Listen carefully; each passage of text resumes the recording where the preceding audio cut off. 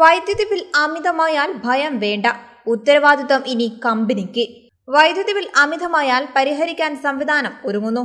ബില്ലുകളിൽ അസാധാരണമായ ഏറ്റക്കുറച്ചിലുണ്ടായാൽ അത് കണ്ടെത്താനും പരിഹരിക്കാനും KEC പോലുള്ള വിതരണ കമ്പനികൾക്ക് ഉത്തരവാദിത്തം നിശ്ചയിച്ച് ഉപഭോക്തൃ അവകാശങ്ങൾ സംബന്ധിച്ച കരട് ചട്ടങ്ങൾ കേന്ദ്ര ഊർജ്ജ മന്ത്രാലയം പുറത്തിറക്കി. നിലവിൽ അമിത ബിൽ കിട്ടിയാൽ അത് ചൂണ്ടിക്കാട്ടേണ്ടതും പരിഹരിക്കേണ്ടതും ഉപഭോക്താവിന്റെ ഉത്തരവാദിത്തമാണ്.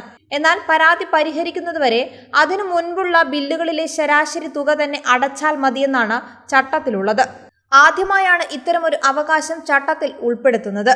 ചട്ടം അന്തിമമാക്കാൻ സംസ്ഥാനങ്ങളുടെ അഭിപ്രായങ്ങൾക്ക് അയച്ചു. ബില്ലുകളിലെ അസാധാരണ ഏറ്റക്കുറച്ചിലുകൾ സ്വമേധയാ കണ്ടെത്താൻ വിതരണ കമ്പനികൾ ബില്ലിംഗ് സംവിധാനത്തിൽ ക്രമീകരണമുണ്ടാക്കണം. ഒരു ഉപഭോക്താവിന്റെ 6 ബില്ലുകളുടെ കാലഘട്ടത്തിൽ ഏതെങ്കിലും ബിൽ ശരാശരിയേക്കാൾ 5 മടങ്ങ് കൂടിയാലോ 5-1 കുറഞ്ഞാലോ അത് സ്വമേധയാ കണ്ടെത്താനുള്ള സംവിധാനം വിതരണ കമ്പനികൾക്ക് ഉണ്ടായിരിക്കണം. അതിന്റെ കാരണവും പരിശോധിക്കണം.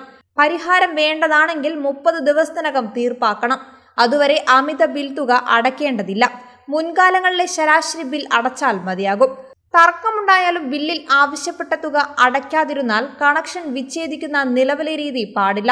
ഏറ്റക്കുറച്ചിലിന്റെ പരിധി 5 ഇരട്ടിയും 5-1 തന്നെ ആകണമെന്നുമില്ല. സംസ്ഥാന റെഗുലേറ്ററി കമ്മീഷനുകൾക്ക് വ്യത്യസ്തമായി തീരുമാനിക്കാം. ബില്ല് അസാധാരണമായി കുറയാൻ ഉപയോഗത്തിലെ കുറവിന് പുറമെ മീറ്റർ പ്രവർത്തിക്കാതിരുന്നാലും മീറ്ററിൽ കൃത്രിമം കാണിക്കുന്നതുമൊക്കെ കാരണമാകാം. ഇതെല്ലാം വിതരണ കമ്പനി നേരിട്ട് കണ്ടെത്തുന്നത് ഉപഭോക്താവിനും കമ്പനിക്കും ഗുണകരമാകും.